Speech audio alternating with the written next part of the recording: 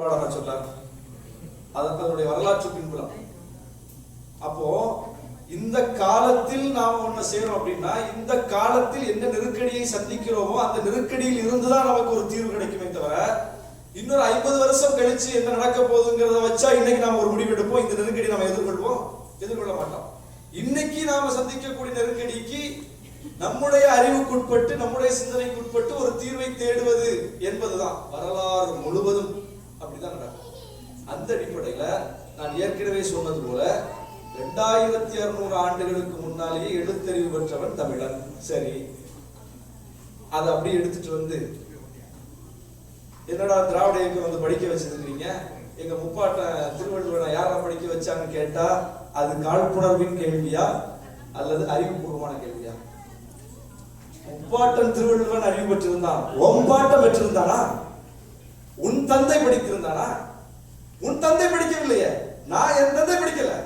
என் தந்தை 3ஆம் வகுப்பு, என் பாட்டன் 1ஆம் வகுப்பே கிடையாது, பள்ளிக்கூடத்துக்கே போகல. என் தாத்தா உயிரோடு இருந்தா இன்னைக்கு ஒரு 100 வயசு இருக்காங்க, அவ்வளவுதான். அப்ப 100 வயது உள்ள ஒருவர் பள்ளிக்கூடத்துக்கே போகல. 2200 வருஷத்துக்கு முன்னாடி நான் பேசிட்டு இருக்கிறோம் எழுத்தறிவு பெற்ற சமூகம்னு. அப்ப 100 வருஷத்துக்கு முன்னாடி உள்ளவர் ஏன் பள்ளிக்கூடம் போகல?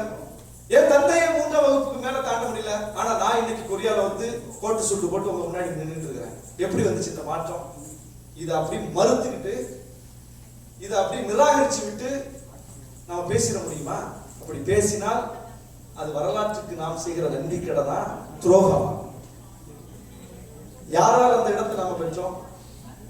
அப்போ திராவிட இயக்கம் அந்த நிலையை சாத்தியப்படுத்தி இருக்கும் போது அது சாத்தியப்படுத்தியது இப்படித்தான் நாம் பெற்றோம் என்று ஒப்புக்கொள்வது நமக்கு என்ன கூச்சம்னு கேட்கலாம். அதுல என்ன நமக்கு கூச்சம்? அது உண்மை ஒப்புக்கொண்டு போக வேண்டியது. அதான உண்மை, அதான உண்மை.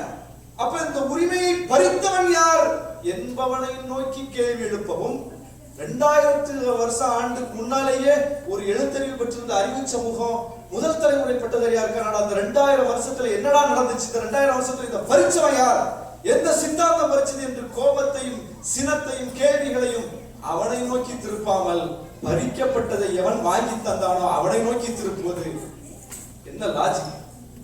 என்ன லாஜிக்? ஏதாவது லாஜிக் இருக்காதுல்ல? பொருள் இருக்கிறதா?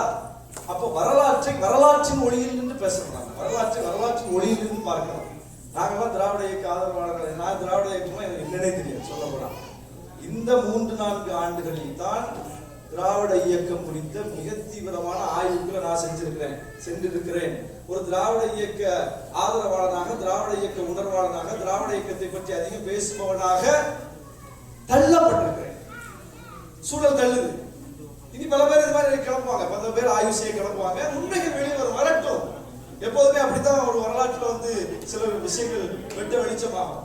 அரசியல்வாதிகளின் பிழைகளை வைத்து ஒரு சித்தாந்த ரீதியான இயக்கத்தை எடைபடக்கூடாது. அரசியல்வாதிங்கிறது ஒரு முட்டுச்சந்து. அரசியல்வாதி வந்து எல்லாவற்றையும் சாத்தியப்படுத்தி விட முடியாது. அரசியல்வாதிகள் பிழை இல்லாதவனாக இருக்க முடியாது. அதிகாரத்தை காப்பாற்றுவதற்கு, அதிகாரத்தை தக்க வைத்துக் கொள்வதற்கு இந்த பக்கமும் திரும்ப முடியாது, அந்த பக்கமும் திரும்ப முடியாது. இங்க திரும்பினா அது உதைக்கும், அங்க திரும்பினா இது உதைக்கும், கணக்கு பார்த்து பயணிக்க வேண்டிய ஒரு துறை. அந்த துறையில் இருக்கக்கூடியவர்களின் பிழைகளை வைத்துக் கொண்டு ஒரு மரபார்ந்த வரலாற்று ரீதியான இயக்கத்தை கொச்சைப்படுத்துவது என்கிற நிலைக்கு நம்ம எந்த காலத்திலும் போயிடக்கூடாது. எனவே தமிழ் சமூகத்துல திராவிட இயக்கம் என்பதும் திராவிடம் என்கிற சொல் என்பதும் எதன் அடிப்படையில் வந்தது, யார் உருவாக்கியது இன்னைக்கு தவறாக சொல்லப்படுகிறது. பெரியார் கன்னட மொழி குடும்பத்துக்காரர். அவர் தன்னை தமிழ்நாட்டில் நிலை செய்ய வேண்டும் என்பதற்காக, தமிழ்நாட்டினுடைய தலைமையை கைப்பற்ற வேண்டும் என்பதற்காக திராவிடன் என்கிற சொல்லை கொண்டு வந்து நிலைநிறுத்தி விட்டார். தமிழன் என்று சொன்னால் அவரே வந்து அதுக்கு உரிமை கொண்டாட முடியாது, அவரே கன்னட மொழி பேசக்கூடிய குடும்பத்தில் உள்ளவர், எனவே இப்படிப்பட்ட திணிப்பை செய்து விட்டார் என்று இளைஞர்களிடம் திரிவுவாத கருத்துக்கள் பரப்பப்படுகிறது. அதான் ஏன் சொன்னார்? யார் கொண்டு வந்து சொல்லது? சரி, பெரியாருக்கு அப்படி ஒரு நோக்கம் இருந்துச்சு, கால்டுவெலுக்கு அந்த நோக்கம் இருந்துச்சு. கால்டுவெல் வந்து பயணித்து தமிழுக்கு நன்மை செய்தாரா தீங்கை செய்தாரா? கால்டுவெலுடைய பங்களிப்பு என்ன? கால்டுவெலை ஹெச் ராஜா திட்டுறாரு. ஹெச் ராஜா கால்டுவெலை திட்டுறாரு. கால்டுவெலை பார்த்தாலே எரியுது அவருக்கு. ஏன் எரியுது? அப்ப கால்டுவெல் இந்த மொழி தொன்மையானது, இலக்கண இலக்கிய செழுமை மிக்கது என்பதை ஆய்வுகளின் மூலம் நிறுவிவிட்டு போயிருக்கிறார். அவர் ஏன் தமிழுக்கு துரோகம் செய்ய போறாரு? அவர் ஏன் திராவிடங்கிற சொல்ல வந்து திணிச்சிட்டு போறாரு? அவருக்கு என்ன நோக்கம் இருக்க போகுது? சரி, அயோத்திதாசருக்கு என்ன நோக்கம் இருக்க போகுது? வீரமணி வந்து தன்னை திராவிடர் கழக தலைவர்னு சொல்றாரு. அவர் நடத்தக்கூடிய இயக்கத்துக்கு பேர் திராவிடர் கழகம். ஆனால் அவருக்கு பட்டம் மட்டும் தமிழர் தலைவர். நீ தமிழரா திராவிடரா சொல்லு அப்படின்னு வீரமணியை நோக்கி கேட்கிறாங்க. இந்த கேள்வி வீரமணி நோக்கி கேட்கக்கூடாது. இந்த கேள்வி அசலா கேட்கணும்னா அயோத்திதாசர் நோக்கி கேட்கணும். அயோத்திதாசர் தான் நடத்திய பத்திரிகைக்கு தமிழன், ஒரு பைசா தமிழன் பேர் வச்சிருந்தாரு. ஆனால் இயக்கத்துக்கு திராவிடர் கழகம் பேர் வச்சிருந்தாரு. அயோத்திதாசர் வந்து இன்னைக்கு பார்க்கக்கூடிய தமிழ் தேசிய பார்வையில் இனவரையின் அடிப்படையில் வந்து தமிழர் தானே. பெரியார் தமிழர் இல்ல, அயோத்திதாசர் தமிழர் தானே. அவரே அந்த பெயர் வச்சிருந்தாரு. அப்ப பெரியாருக்கு முன்னால் இந்த பெயரை பயன்படுத்தியது யார்? தமிழர்கள் தான் பயன்படுத்தினார்கள். தமிழ் தலைவர்கள் தான் பயன்படுத்தினார்கள். தமிழ் தலைவர்கள் தான் அந்த இயக்கத்துக்கு அப்படி பேர் வச்சிருந்தாங்க. அதற்கு என்ன காரணம்? ஐயா சொன்ன காரணம். அப்போ ஒடுக்கப்பட்ட விளிம்பு நிலையில் இருந்து பார்ப்பனியத்தை எதிர்த்து, சாதி ஆதிக்கத்தை எதிர்த்து, நிலவுடைமை சமூகத்தை எதிர்த்து பல்வேறுபட்ட உரிமை போராட்டங்கள் நடைபெற்றிருக்கிற அந்த சூழலில் சமூக நீதியின் அடிப்படையில் தான் நீங்க எல்லாத்தையுமே அணுகணும். நான் ஆண்டோட் பீட்டர் கூட எப்படி இந்த பிரச்சனையை அணுகினாருன்னு சொன்னேன். ஒரு கணினி அப்படிங்கிற ஒரு ஏரியாவை அணுகக்கூடிய இடத்துல கூட சமூக நீதியை கொண்டு அணுகிறார்.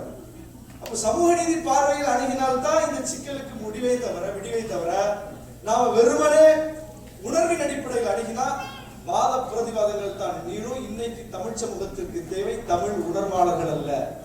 கவனமா கேளுங்க. தமிழ் சமூகத்திற்கு இன்றைக்கு தேவை தமிழ் உணர்வாளர்கள் அல்ல, தமிழ் ஆய்வாளர்கள் தேவை. தமிழ் ஆய்வாளர்கள் தான் தேவை. தமிழை ஆய்வுபூர்வமாக அணுகக்கூடியவன், வரலாற்றை ஆய்வுபூர்வமாக அணுகக்கூடியவன் தான் இன்றைக்கு தேவை. அப்படிப்பட்ட ஒரு இளைஞர் கூட்டத்தை உருவாக்குவதுதான் இந்த சமூகத்தை அடுத்த கட்டத்துக்கு நகர்த்தும். இல்லைன்னா அசல் பகை மறந்துட்டு நட்பு முரண்லேயே இந்த இளைய சமூகத்தினுடைய காலம் விரயமாகிவிடும். அப்படிப்பட்ட ஒரு தீங்கு இந்த சமூகத்தில் நடத்தக்கூடாது. நன்றி.